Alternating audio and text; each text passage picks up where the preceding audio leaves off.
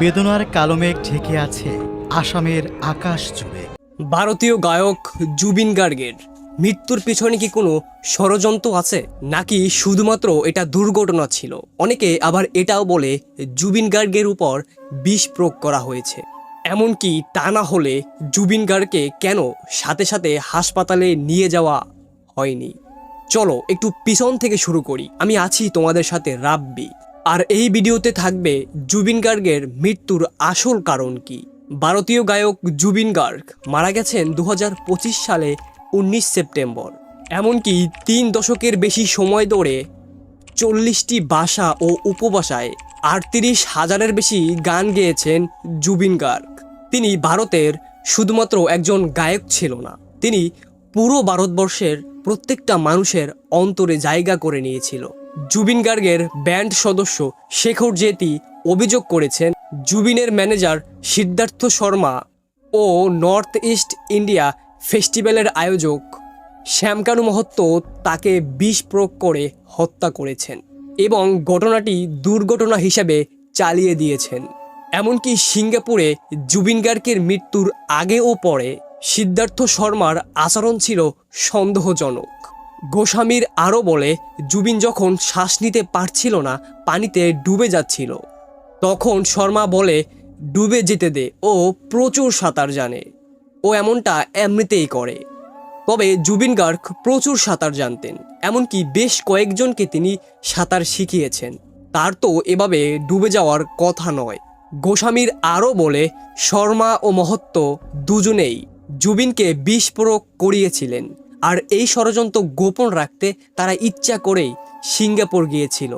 যখন জুবিনের নাক মুখ দিয়ে ফেনা বের হচ্ছিল, তখন শর্মা বলে, এতে চিন্তার কিছু নেই, একটু পরে সব ঠিক হয়ে যাবে। হাসপাতালে না নিয়ে শর্মা ও মহন্ত একথা বলতে থাকে। যে আচরণ জুবিনকে অকাল মৃত্যু নিশ্চিত করে। জুবিন গার্গের মৃত্যুতে আসাম সরকার 3 দিনের রাষ্ট্রীয় শোক ঘোষণা করে। এই শোক ছুঁয়ে গেছে সব শ্রেণীর, ধর্ম ও পেশার মানুষের মাঝে। আর মৃত্যুর আগে জুবিন গার্গ বলেছিলেন, আমি যখন মারা যাব তখন পুরো ভারতবর্ষ থমকে যাবে। জুবিনের মৃত্যুতে যেন সেই ভালোবাসাই পেয়েছেন জুবিন। জুবিনের শেষ বিদায় জানাতে লাখো ভক্ত সেখানে উপস্থিত ছিল। এমনকি সিঙ্গাপুরে নর্থ ইস্ট ফেস্টিভ্যালে 20-21 সেপ্টেম্বর পারফরমেন্স করার কথা ছিল, কিন্তু এর একদিন আগেই 19 সেপ্টেম্বর জুবিন গার্গ মারা যায়। আসাম প্রিয় শিল্পীকে হারিয়ে শোকে স্তব্ধ হয়ে গেল। দোকানপাট বন্ধ, সেবা কার্যালয় অচল হয়ে পড়ল, যেন কোনো শিল্পীকে হারায়নি, নিজেদের এক টুকরো সত্তাকে হারালো আসামবাসী। 5 কিলোমিটার দীর্ঘ পথ জুড়ে মানুষ দাঁড়িয়ে থাকলো জুবিনকে শেষ বিদায় জানাতে। ফুলে সাজানো অ্যাম্বুলেন্স যখন শহরে ধীরে ধীরে ঢুকলো, সাধারণত আধা ঘন্টার পথ পার হতে সময় লাগলো 5 ঘন্টারও বেশি। রাস্তার দুই পাশে ভিড় করেছিল লাখো মানুষ, হাতে ফুল, চোখে জল, ঠোঁটে প্রার্থনা নিয়ে। অনেকে আবার নাম ধরে ডাকছেন, জুবিনদা জুবিনদা। এভাবে একসঙ্গে এত ভালোবাসা খুবই কম শিল্পী পেয়েছেন।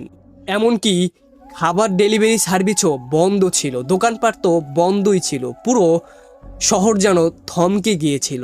জুবিন গার্গের শুধু গান গাওয়ার কণ্ঠস্বর ছিল না, তিনি এক প্রজন্মের বেড়ে ওঠার সঙ্গী ছিলেন। তার চলে যাওয়া এটা শুধু শোক নয়, এক শহর স্তব্ধ হয়ে যাওয়ার মতো গভীর ব্যথা, যা চাইলেই খুব সহজে ভুলে যাওয়া কঠিন।